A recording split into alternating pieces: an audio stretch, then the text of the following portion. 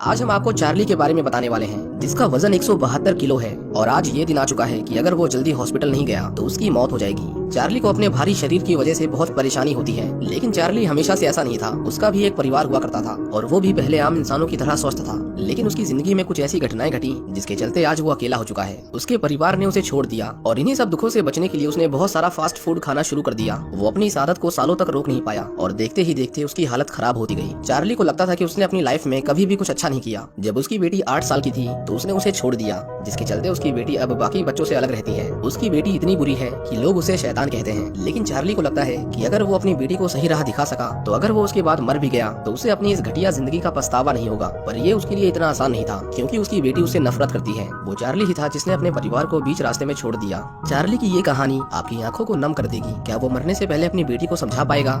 जानने के लिए देखते रहिए आज की हमारी मूवी, जिसका नाम है द वेल। इस मूवी की स्टार्टिंग में हम कुछ बच्चों को देखते हैं जो ऑनलाइन क्लास ले रहे थे। चार्ली इन सभी बच्चों को इंग्लिश में ऐसे यानी निबंध लिखने का कोर्स कराता था, पर वो हमेशा अपने लैपटॉप का कैमरा बंद रखता था, क्योंकि उसे डर था कि अगर उन बच्चों को उसके शरीर के बारे में पता चलेगा तो वो उसका मजाक उड़ाएंगे। चार्ली अपने घर में अकेला रहता था। एक दिन हम देखते हैं कि थॉमस नाम का एक मिशनरी उससे मिलने आता है और वो उन लोगों को जीसस क्राइस्ट के बारे में बताता था जो ईश्वर पर विश्वास नहीं करते। वो देखता है कि चार्ली की हालत बहुत खराब है। चार्ली की सांसें फूलने लगती हैं और वो थॉमस को एक निबंध पढ़ने को कहता है। थॉमस को चार्ली थोड़ा अजीब लगा, पर फिर भी वो उसके लिए उसे पढ़ने लगता है। कुछ देर बाद वहाँ पर लिज आती है। वो पेशे से एक नर्स थी और सिर्फ वही थी जो इतने बुरे हालातों में भी चार्ली के साथ थी। वो चार्ली के ब्लड प्रेशर को नापती है और उसे पता चलता है कि उसका ब्लड प्रेशर 238 तक पहुँच गया था, जो नॉर्मल से लगभग 2 गुना था। अगर आप समझना चाहते हैं कि इसका मतलब क्या होता है तो हम आपको बता दें कि अगर किसी इंसान का ब्लड प्रेशर 200 तक भी पहुँच जाए तो उसे तुरंत ही हॉस्पिटल में एडमिट होना चाहिए। लिज भी उसे तुरंत ही हॉस्पिटल में जाने को कहती है, पर चार्ली के पास हॉस्पिटल में जाने तक के पैसे नहीं थे और उसे अपने पिछले सभी उधार को भी चुकाना था। लिज उसे समझाती है कि मरने से अच्छा है कि तुम कर्जे में रहो, पर चार्ली उसकी बातों पर ध्यान नहीं देता।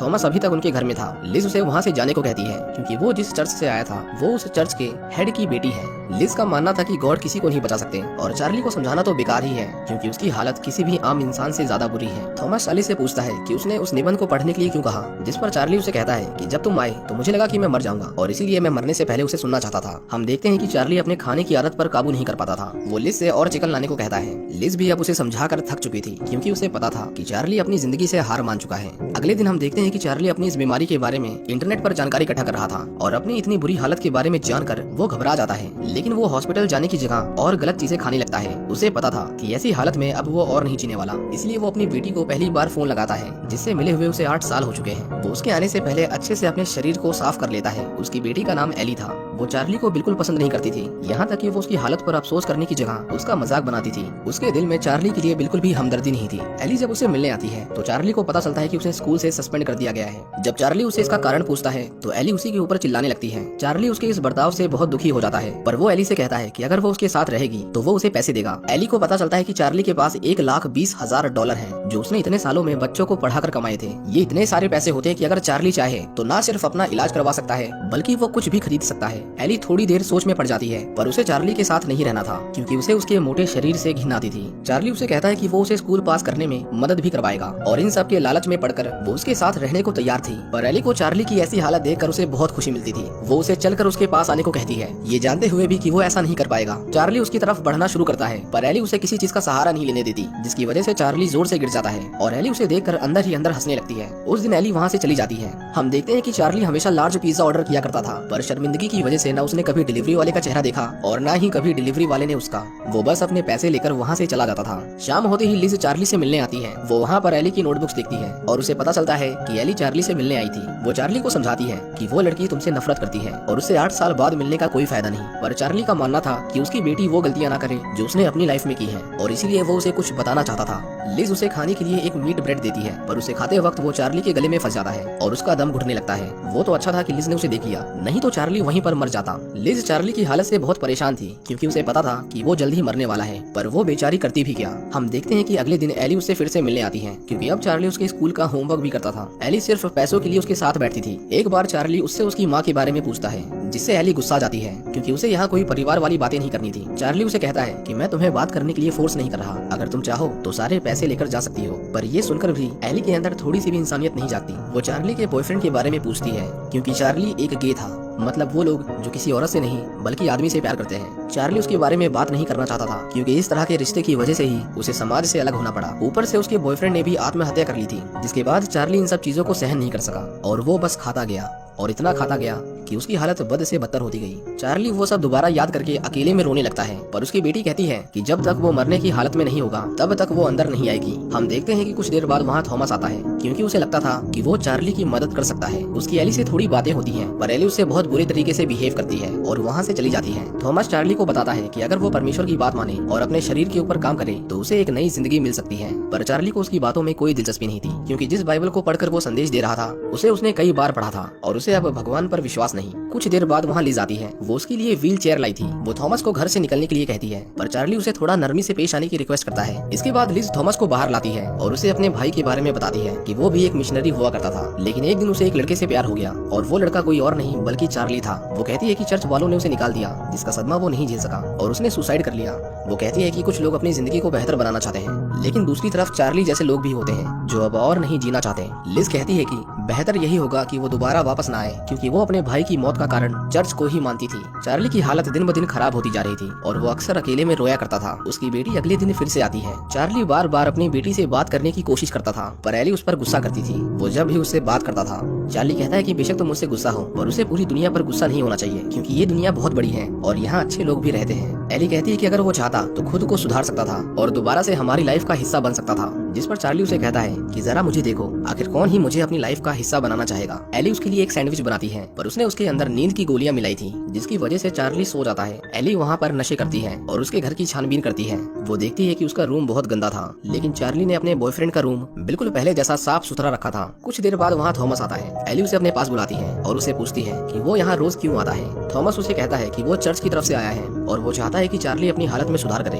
पर एली उसे बताती है कि उसके चर्च ने तो 1 साल पहले ही इस तरह घर घर जाकर लोगों को जीसस क्राइस्ट की शिक्षा देना बंद कर दिया था। ये सुनते ही थॉमस वहाँ से जाने लगता है, पर एली उसे कहती है कि अगर वो गया तो वो चार्ली को और नींद की दवाइयाँ खिला देगी। थॉमस को लगता था कि एली पागल है, वो कुछ भी कर सकती है, इसलिए वो रुक जाता है। एली उसे भी नशा करने के लिए कहती है। जब एली उसे कुछ सवाल पूछती है तो थॉमस अपने आप को एक कमरे में लॉक कर लेता है। एली कहती है कि वो उसकी सच्चाई किसी को नहीं बताएगी, पर उसने झूठ बोला था क्योंकि वो उसकी सारी बातों को रिकॉर्ड कर रही थी। थॉमस बताता है कि वो लोगों की जिंदगी में सच में कोई बदलाव लाना चाहता था, पर उसका चर्च अपने तरीके बदलने नहीं दे रहा था, जिसकी वजह से उसकी लड़ाई हुई और वो अपने चर्च के पैसे लेकर वहाँ से भाग गया। थॉमस कहता है कि उसने सोचा था कि वो इन पैसों का इस्तेमाल भले कामों के लिए करेगा, लेकिन अब उसके पैसे खत्म होने वाले हैं और उसके पास खाने तक के पैसे नहीं, पर उसे उम्मीद है कि वो चार्ली की मदद कर सकता है। हम देखते हैं कि इसी बीच लिज चार्ली से मिलने आती है और वो अपने साथ मैरी को भी लाई थी। मैरी चार्ली की वाइफ थी। जब लिज को पता चलता है कि एली ने उसे नींद की गोलियां दी हैं, तो वो उस पर चिल्लाने लगती है क्योंकि अगर उसने एक और गोली खाई होती तो वो बेचारा मर जाता। लेकिन एली को अपने किए का जरा भी पछतावा नहीं था। मैरी को पता था कि चार्ली एली को अपने साथ रहने के लिए पैसे दे रहा है, लेकिन यहाँ अजीब बात ये थी कि लिज जो उसकी इतने सालों से सेवा कर रही थी, उसे नहीं पता था कि चार्ली के पास $1,20,000 है। उसे इतने समय से यही लग रहा था कि उसके पास सिर्फ $700 है। वो चार्ली पर बहुत गुस्सा करती है क्योंकि इतने पैसों से वो अपना इलाज बड़े आराम से अफोर्ड कर सकता था। वो खुद का इंश्योरेंस करवा सकता था। चार्ली उससे माफी मांगता है, पर लिज नाराज होकर वहाँ से चली जाती है। अब उस घर में चार्ली और मैरी अकेले थे। मैरी उसकी ये हालत देखकर थोड़ा परेशान थी। वो कहती है कि वो एली से दूर रहे क्योंकि वो अच्छी लड़की नहीं है। जितना तुमने उसके बारे में जाना है वो तो कुछ भी नहीं, असल में वो एक शैतान है। चार्ली कहता है कि इतने सालों में उसने उसके बारे में कुछ बताया क्यों नहीं। मैरी उसे कहती है कि वो जब भी फोन करता था वो उसे सिर्फ 2 ही सवाल पूछता था, उसे कितने पैसे चाहिए और एली कैसी है। मैरी नहीं चाहती थी कि एली की इस तरह की परवरिश का कसूरवार वो उसे ठहराए क्योंकि सारी गलती चार्ली की थी जो उन्हें अकेला छोड़कर चला गया था। मैरी को फिर भी उसकी हालत पर दया आ रही थी क्योंकि वो जल्द ही मरने वाला था। वो उसके ऊपर अपना सिर रखकर बैठ जाती है। चार्ली कहता है कि उसे पता है कि अब बहुत देर हो चुकी है, पर हम अभी भी उसे ये एहसास दिला सकते हैं कि वो एक अच्छी लड़की है। मैरी उसे एली की फेसबुक प्रोफाइल दिखाती है जिसमें उसने चार्ली की फोटो पोस्ट करके उसके बारे में बहुत बुरा भला लिखा था। उसने लिखा था कि जिस दिन ये आदमी मरेगा नर्क की आग चारों तरफ फैल जाएगी। चार्ली उसे रोते हुए कहता है कि उसे बस अपनी जिंदगी में एक काम ठीक से करना है, नहीं तो वो चैन से मर भी नहीं सकेगा। पर मैरी को पता था कि इन सब कोशिशों का कोई फायदा नहीं। वो उसे छोड़कर चली जाती है। चार्ली रोते रोते वहीं पर सो जाता है। जब उसकी आँख खुलती है तो रात हो चुकी थी और बाहर जोर की बारिश हो रही थी। हम देखते हैं कि पिज्जा वाला फिर से पिज्जा डिलीवर करता है, लेकिन इस बार वो कहीं गया नहीं था। वो चार्ली के बाहर आने का इंतजार करता है और इतने सालों में आज वो दिन था जब उन दोनों ने एक दूसरे को आमने सामने देखा था। डिलीवरी बॉय जब चार्ली को देखता है तो घबरा के वहाँ से चला जाता है। चार्ली एक बार फिर से डिप्रेशन में चला गया था। वो बहुत सारा पिज्जा खाने लगता है। वो इतना सारा फास्ट फूड खाता है कि उसे उल्टियाँ होने लगती हैं। लेकिन वो फिर भी नहीं रुकता और खाता रहता है। एक समय के बाद उसे तकलीफ होने लगती है। देर रात को उसी तेज बारिश में थॉमस उसे मिलने आता है और वो उसे अपनी सारी सच्चाई बता देता है। वो कहता है कि एली ने उसकी बातों को रिकॉर्ड करके उसके चर्च वालों को भेज दिया और उन्होंने मेरे घर वालों को। थॉमस खुश था कि उसके घर वालों ने उसे माफ कर दिया और कल वो अपने घर वापस लौट जाएगा। चार्ली को ये जानकर बहुत खुशी होती है कि एली ने उसे अपने घर पहुंचने में मदद की। चार्ली उसे जाने से पहले कुछ बताना चाहता था। उसे चार्ली के बॉयफ्रेंड की बाइबल मिली थी जिसमें उसने एक पैराग्राफ को हाईलाइट कर रखा था, जिसे पढ़कर वो चार्ली को समझाने की कोशिश करता है कि उसका बॉयफ्रेंड गॉड पर बहुत विश्वास करता था, लेकिन उसने गॉड को छोड़कर तुम्हें चुना। अगर वो ऐसा नहीं करता तो आज के दिन वो जिंदा होता और तुम्हारी भी ये हालत नहीं होती। वो कहता है कि इसमें तुम्हारी कोई गलती नहीं। ये सुनकर चार्ली थोड़ी देर शांत होता है। वो थॉमस को अपने रिश्ते के बारे में बताने लगता है, उसे एक एक पल के बारे में जो उसने अपने बॉयफ्रेंड के साथ गुजारे थे। और ये सब थॉमस के लिए सुन पाना बहुत अजीब था। चार्ली कहता है कि क्या तुम्हें अब मुझसे घिन आ रही है, जिस पर थॉमस उसे कह देता है कि हाँ, उसे ये सुनकर उसे घिन आ रही है। चार्ली थॉमस से माफी मांगता है और उसे कहता है कि वो अपने घर जाए क्योंकि उसके परिवार को उसकी जरूरत है। थॉमस वहाँ से निराश होकर चला जाता है। हम देखते हैं कि चार्ली अपने स्टूडेंट्स को अभद्र भाषा में एक ईमेल लिखता है और उनसे कहता है कि वो लोग उसे कुछ ऐसा लिख कर दें जिसमें सच्चाई हो, उनकी जिंदगी की कड़वी सच्चाई। बच्चों ने उसे लिख कर दिया भी था, लेकिन उसके उस ईमेल की वजह से यूनिवर्सिटी वालों ने उसे जॉब से निकाल दिया था। चार्ली अपने स्टूडेंट्स को पहली बार अपना चेहरा दिखाता है और वो सभी उसे देखकर चौंक जाते हैं। चार्ली उन्हें कहता है कि इस जिंदगी में कुछ भी मायने नहीं रखता सिवाय उस ईमानदारी के जो तुम लोगों ने अपने साथ दिखाई है। और इतना कहकर वो अपने लैपटॉप को तोड़कर फेंक देता है। लिज उससे मिलने आती है और उसके टूटे हुए लैपटॉप को देखती है। चार्ली उससे पूछता है कि क्या तुम्हें भी लगता है कि उसके भाई ने मेरी वजह से सुसाइड किया। लिज उसे कहती है कि जब उसके भाई ने सुसाइड किया तो उसे लगा कि उसकी मौत का जिम्मेदार चार्ली ही है, पर उसे धीरे धीरे समझ आ गया कि अगर वो उसकी जिंदगी में नहीं होता तब भी वो सुसाइड कर लेता क्योंकि वो खुश नहीं था। लिज कहती है कि वो समझ गई है कि कोई भी किसी को नहीं बचा सकता, जो होना है वो होकर रहता है। चार्ली उसे एली के बारे में बताता है कि किस तरह उसने थॉमस की मदद की